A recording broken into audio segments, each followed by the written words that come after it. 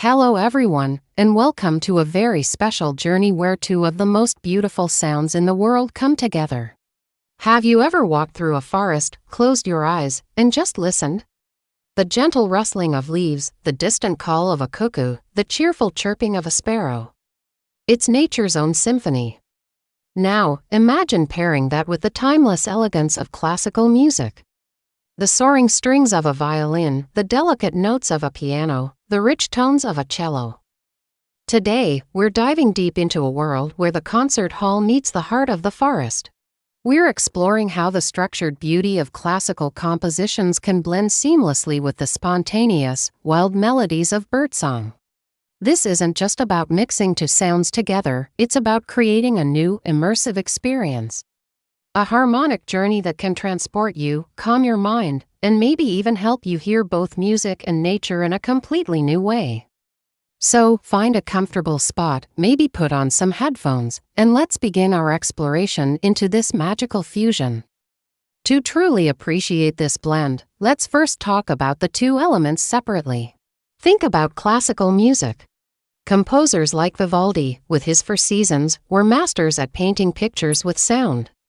They used orchestras to mimic thunderstorms, flowing rivers, and yes, even the singing of birds. The flute often takes on the role of a songbird, its high-pitched, fluttering notes perfectly capturing the essence of a bird's call. Composers have long been inspired by the natural world, trying to replicate its sounds and moods within the formal structures of music. They understood that nature has its own rhythm, its own harmony, and they sought to bring that into their creations. Classical music is built on patterns, on melodies that rise and fall, on harmonies that create tension and release. It's a language of emotion, expressed through meticulously arranged notes. Now, let's turn our attention to the forest. Birdsong is one of the most complex vocalizations in the animal kingdom. It's not just random noise, it's a sophisticated form of communication. Birds sing to attract mates, to defend their territory, and to signal danger. Each species has its own unique repertoire of songs, often with regional dialects, just like human languages. A robin's song is a series of short, clear whistles, while a blackbird's is a more fluid, melodious tune. What's fascinating is that while these songs might sound chaotic to us at first, there's a structure to them. There are repeating phrases, variations in pitch and tempo, and even moments of silence that are just as important as the notes themselves. It's a spontaneous, ever-changing performance that follows the natural rhythms of the day, from the dawn chorus to the evening song. This is music in its purest, most organic form.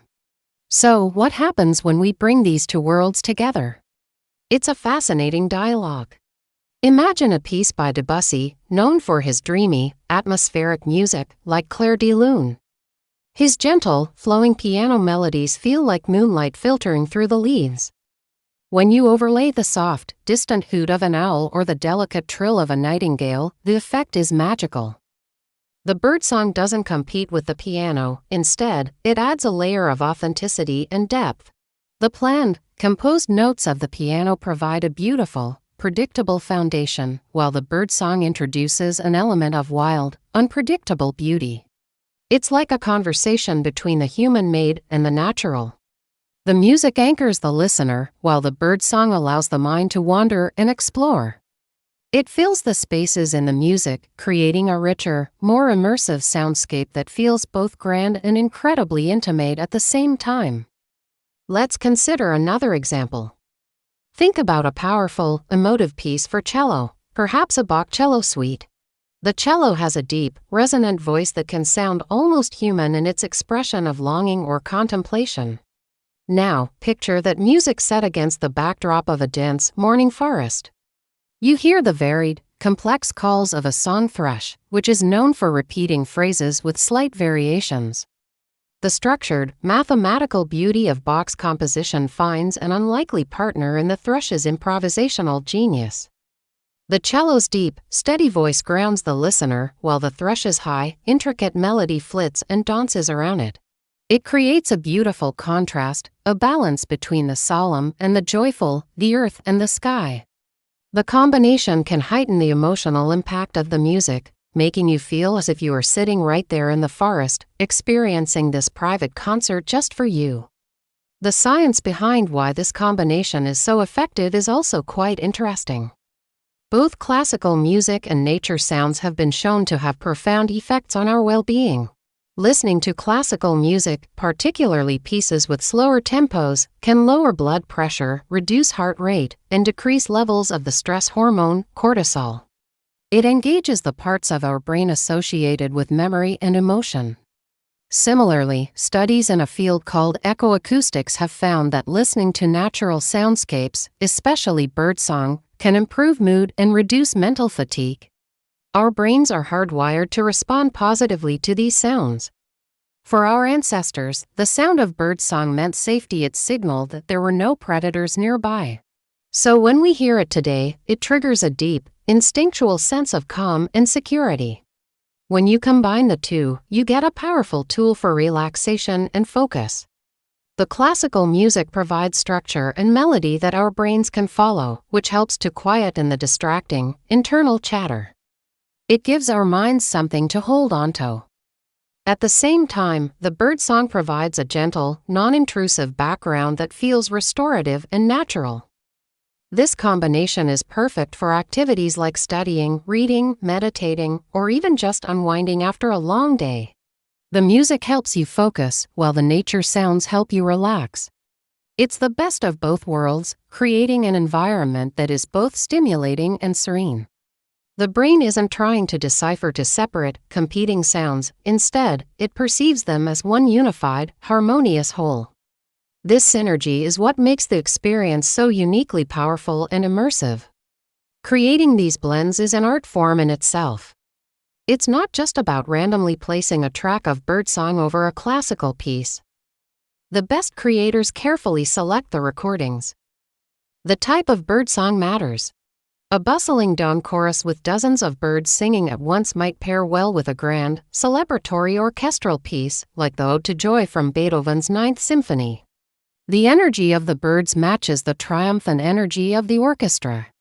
On the other hand, a quiet, contemplative piano nocturne by Chopin would be better suited to the solitary, delicate song of a single nightingale or the gentle cooing of a dove. The key is to match the mood, the tempo, and the sonic texture of the music with the natural soundscape. The goal is to make it feel like the birds are responding to the music, and the music is responding to the birds, creating a truly interactive and organic experience for the listener. The volume and placement of the sounds are also crucial. The birdsong should feel like it's part of the environment of the music, not something just pasted on top. Sometimes it should be in the foreground, as if a bird has landed on a branch right next to you. At other times, it should be in the distant background, adding a sense of space and depth to the recording. This dynamic mixing creates a three-dimensional audio experience that can make you feel completely transported. It's the difference between just hearing a recording and feeling like you are actually there, present in that magical moment where the human and natural worlds are in perfect harmony. It's a testament to how sound can be sculpted to create powerful emotional landscapes.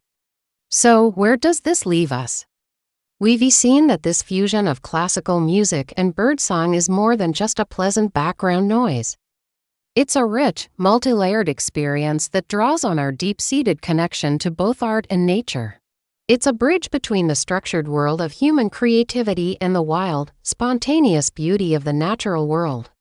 It can be a tool for relaxation, a companion for focus, and a gateway to a deeper appreciation for the sounds that surround us every day. It reminds us that music is everywhere, not just in concert halls, but in the rustle of the leaves and the morning chorus of the birds. It encourages us to listen more closely, to find the harmony in the world around us. I encourage you to explore this world for yourself. There are many wonderful recordings and channels out there dedicated to this beautiful blend. Next time you listen, try to pick out the different elements. Notice how the flute seems to be in conversation with a sparrow. Hear how the deep notes of a cello echo the mournful call of a distant dove. Let the music guide you, but also let the sounds of nature transport you. Allow this harmonic journey to wash over you, to calm your mind and lift your spirits. It has a simple but profound way to reconnect with both the masterpieces of human art and the timeless symphony of the earth. Thank you so much for joining me on this exploration today. I hope it has given you a new perspective on how music and nature can come together to create something truly special. If you enjoyed this video, please consider giving it a like and subscribing to the channel for more deep dives into the world of sound and music. I'd love to hear your thoughts in the comments below. What are your favorite pairings of classical music and nature sounds? Until next time, keep listening.